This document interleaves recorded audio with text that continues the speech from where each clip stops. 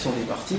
Alors, je crois que la partie du protocole de séminaire sur Zeitungsheim, qui décidément est très riche, contient toute une partie sur cette question.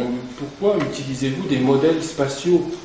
Pourquoi utiliser finalement une imagerie topologique pour représenter le rapport de l'homme à l'Erasmus? Qu'on le veuille ou non, parler de mouvement. Et Heidegger abonde dans ce sens en disant, mais oui, dès que je parle de mouvement, dès que je parle de Wandlung, de Verwandlung, il y a des modèles physiques. Parce que la pensée, Kant l'a bien montré, ne peut pas penser sans schème. Et la pensée, Aristote l'a bien montré, ne peut pas penser sans fantasia. Il n'y a pas de noésis à ne fantasias dans le traité de l'art. Pas de pensée sans fantasias, sans faculté des images.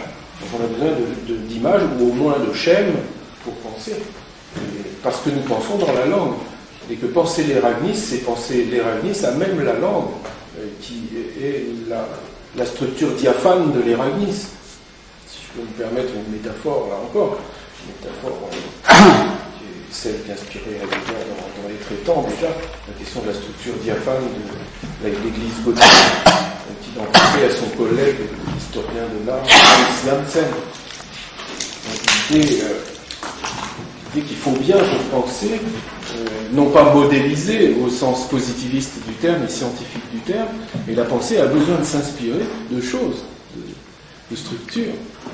Elle a besoin de cet imaginaire. Elle ne peut pas y renoncer du tout.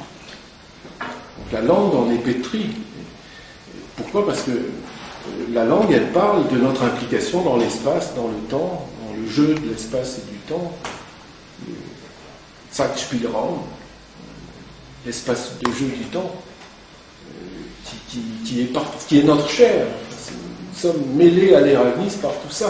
Donc il est normal qu'en parlant, nous prenions appui là-dessus. Sinon, sur quoi voudrait-on prendre appui? Sur une algèbre totalement abstraite?